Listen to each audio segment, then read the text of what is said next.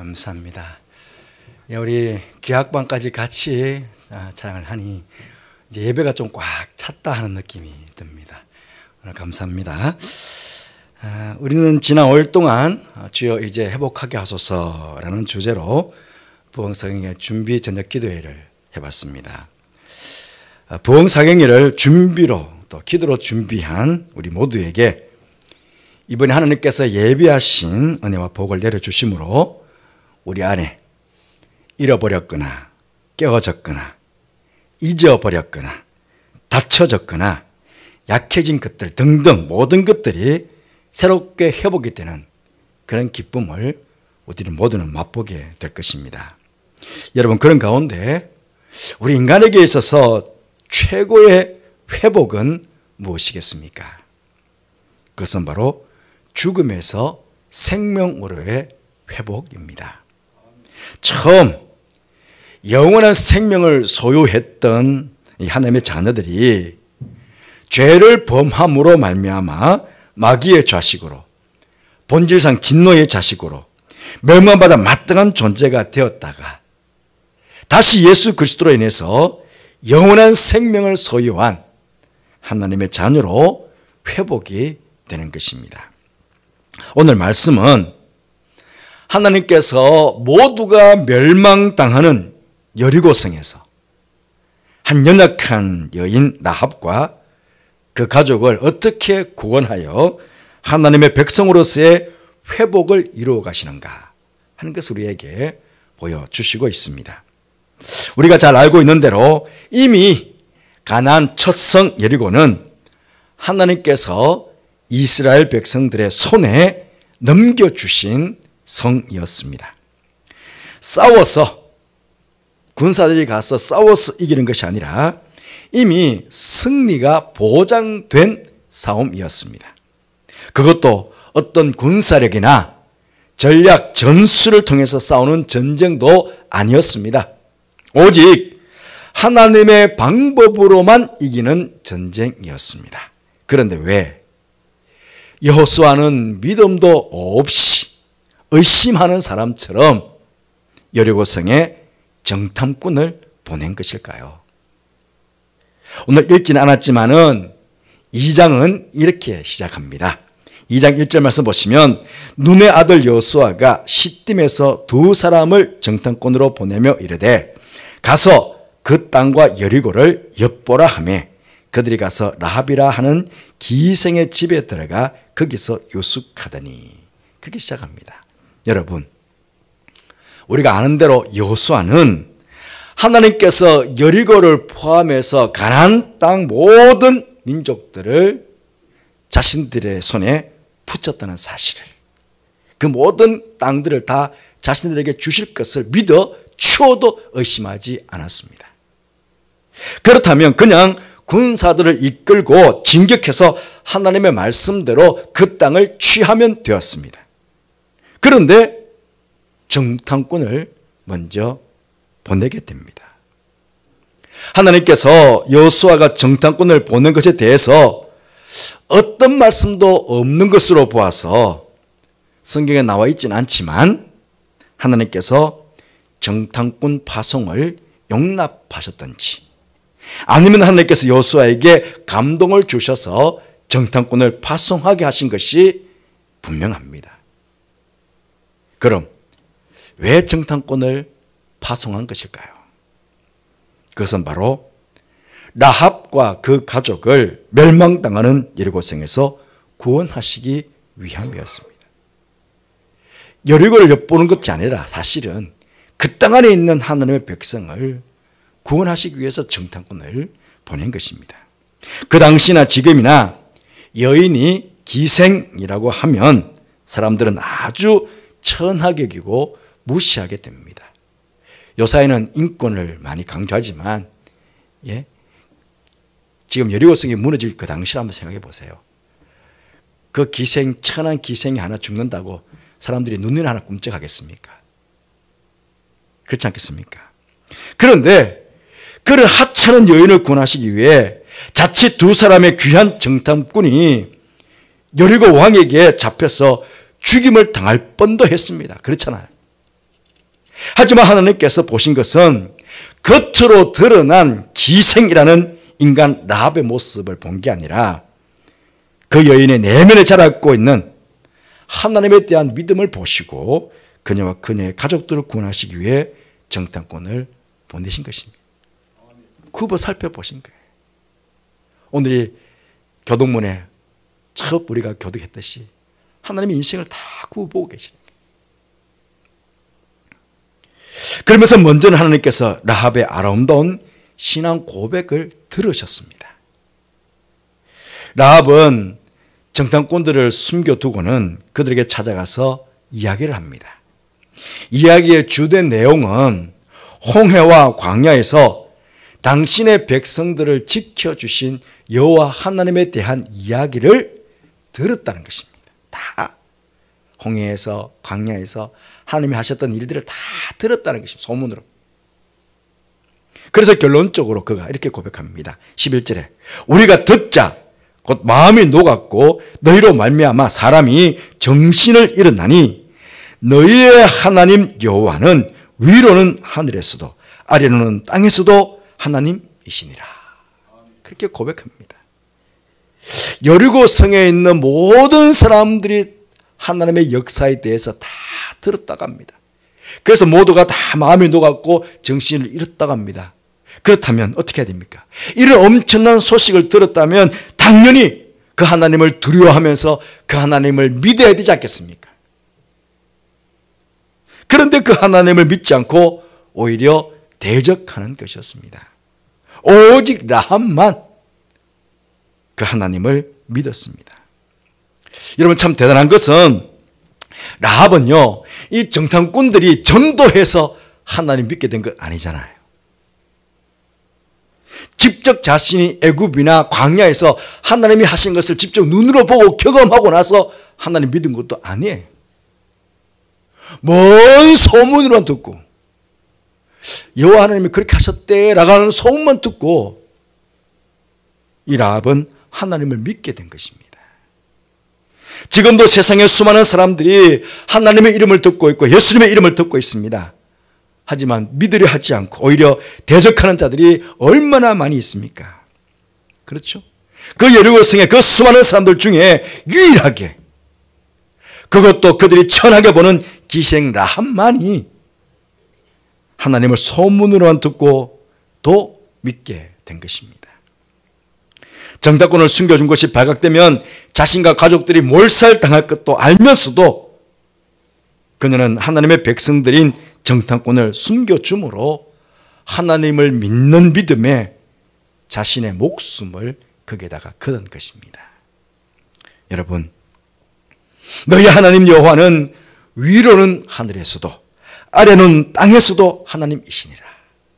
이 신앙 고백이 얼마나 아름답습니까? 우리 옛날 개혁 성경에는 상천하지의 유일하신 하나님이라고 그렇게 고백하지 않습니까? 우리 안에도 여러분 이 라합처럼 정말 죽음을 각오한 하나님을 향한 이런 신앙 고백들이 회복이 되어야 됩니다. 입으로만 말로만 하는 고백이 아니라 라합처럼 이번 부흥상회를 통해 여러분 안에 하나님이 기뻐하실 만한, 굽어 살펴보시면서 정말 기뻐하실 만한 그런 아름다운 신앙의 고백이 온전하게 여러분의 회복되시기를 주님의 이름으로 축복드립니다. 둘째로 하나님께서는 라합의 순종의 모습을 보셨습니다. 라합은 정탐꾼들에게요, 이스라엘 군대가 쳐들어왔을 때 자신과 그 가족들을 죽음에서 건져줄 증표를 요구했습니다. 12절 말씀에 그러므로 이제 청하노니 내가 너희를 선대하였은즉 너희도 내 아버지의 집을 선대하도록 여호와로 내게 맹세하고 내게 증표를 내라. 증표를 내라. 그때 여리고성을 탈출하던 정탐꾼들이 18절에서 이렇게 이야기합니다. 우리가 이 땅에 들어올 때에 우리를 달아내린 창문에 이 붉은 줄을 메고 내 부모와 형제와 내 아버지의 가족을 다 내 집에 모으라. 그렇게 하였습니다. 그러자 21절 말씀에 라합이 이르되 너희의 말대로 할 것이라 하고 그들을 보내어 가게 하고 붉은 줄을 창문에 매니라. 여러분, 정탐꾼들이 건네준 붉은 줄 하나가 무슨 큰 능력이 있겠습니까? 결코 그 붉은 줄 자체가 능력이 있는 것은 아닙니다. 중요한 것은 그 붉은 줄 안에 하나님의 구원의 약속이 담겨 있다는 것입니다. 하나님의 구원의 약속이 그 붉은 줄 안에 담겨 있기 때문에 그것을 믿고 순종하는 것입니다. 정탐꾼의 말에 순종한 라합은 붉은 줄을 메고 자신의 가족들을 모으게 됩니다. 에이 그치, 그 붉은 줄이 뭘 대단하다고 그 붉은 줄 맨다고 우리가 구원받을까? 라고 만약에 생각하고 무시했다면 어떻게 되었을까요? 하지만 그 붉은 줄을 무시하지 않고 그 붉은 줄에 담겨있는 하나님의 약속의 말씀을 믿고 붉은 줄을 매달고 가족들을 다 모은 것입니다. 결과는요, 나중에 여리고 성이 무너져 내리고 그 성에 있는 모든 사람들이 죽임을 당할 때 여호수아 6장 25절 말씀에 이렇게 이야기합니다. 여호수아가 기생 라합과 그의 아버지의 가족과 그에게 속한 모든 것을 살렸으므로 그가 오늘까지 이스라엘 중에 거주하였으니, 그가 오늘까지 이스라엘 중에 거주했다는 것입니다. 나머지 사람들은 그때 다 죽고. 살아난 것만이 아닙니다. 이 기생 라합은 마태복음 1장에 만왕의 왕으로 오신 예수님의 족보에 그녀의 이름이 올라가 있습니다. 마태복음 1장 5절 말씀에 살몬은, 아마 성경학자들은 이 정탐꾼 2명 중에 1명이 살몬이었을 것이다, 그렇게 봅니다. 그러니까 살몬은 라합에게서 보아스를 낳고, 보아스는 룻에게서 오벳을 낳고, 오벳은 이스를 낳고, 이스는 다윗 왕을 낳으니라. 다윗 왕의 고조 할머니가 라합이 되었습니다. 신약에 오면 히브리서 11장은 우리가 믿음의 전당, 믿음장이라고 합니다. 여기 여리고성을 무너뜨리던 전쟁에 참여한 여호수아와 수많은 이스라엘 백성들 가운데 이 믿음의 전당에 이름이 올라간 사람은 한 명도 없습니다. 여호수아의 이름도 없습니다. 히브리서 11장 믿음장에. 오직 기생 라합만이 그 이름이 믿음의 전당에 올라가 있습니다. 히브리서 11장 31절 말씀에 믿음의 기생 라합은 정탐꾼을 평안히 영접하였으므로 순종하지 아니한 자와 함께 멸망하지 아니하도다. 믿음의 전당에 딱하니 믿음의 사람으로 기생 라합이 올라가 있는 게. 여러분 성경 보시면 노아로부터 시작해서 수많은 믿음의 사람들이 하나님의 약속의 말씀을 믿고 순종함으로 엄청난 기적과 하나님의 역사를 경험하는 것, 그것이 가득히 성경 안에 사실은 기록되어 있습니다. 지난 수요일 날 우리 기도 시간에도 그랬잖아요. 남편이 죽은 한 과부가 엘리사가 빈 그릇을 빌리라고 했을 때에 그 말에 순종했습니다. 어떻게 되었나요? 남편이 남겨놓은 빚도 다 갚고 종으로 팔려갈 뻔했던 두 아들과 함께 가나안에서 탈출하게 된 그 역사를 우리는 보게 되었습니다. 여러분, 가축인 양의 피가 무슨 큰 능력이 있겠습니까? 그런데 하나님의 말씀에 순종하여 자신들의 집 대문에다가, 문설주에다가 양의 피를 바른 사람들은 애굽의 모든 집에서 장자가 죽임을 당할 때에 자신들의 집에 죽음의 사자가 넘어가는 것을 그들 모두가 경험하게 되었습니다. 노뱀을 만들어서 장대에 메어 단다고 해서 그 노뱀이 무슨 큰 노스로 철로 만들어 노뱀이 무슨 큰 능력이 있었겠습니까? 그런데 하나님의 말씀에 순종해서 노뱀을 장대에 메어 달았을 때 그날 하나님을 원망하다가 불뱀에게 물려 죽어가고 있던 수많은 사람들이 그 노뱀을 쳐다보는 순간에 다 살아나고 구원을 받게 되었다고 성경 우리에게 전해주고 있습니다. 이렇듯 성경에는 수많은 믿음의 사람들이 하나님의 약속의 말씀을 믿고 순종하는 이야기로 가득 차 있습니다. 저는 우리 모두가 믿음의 선배들처럼, 특히 라합처럼 하나님의 약속을 온전히 믿고 순종하는 그런 성도들이 되기를 원합니다. 하나님께서 무엇이라고 말씀하시든지 아멘 하는 신앙인이 되어야 됩니다. 이 아멘 신앙의 회복은 우리를 구원의 길로, 생명의 길로, 의의 길로 인도해 갈 것입니다. 바로 이 부흥상회를 통해서 더욱 여러분 안에 하나님의 말씀에 온전히 순종하는 믿음이 회복되어지시기를 주님의 이름으로 축복드립니다.